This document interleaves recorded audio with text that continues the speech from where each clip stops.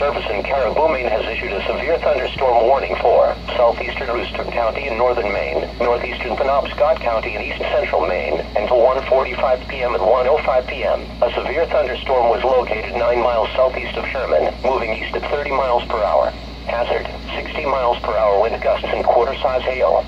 Source, radar indicated. Impact, hail is expected. Wind damage to siding, entries can be expected. Rotation has been indicated by radar with this storm.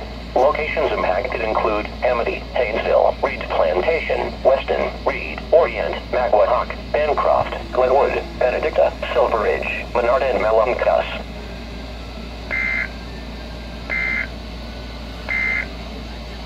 This is KEC-93 in Ellsworth, Maine.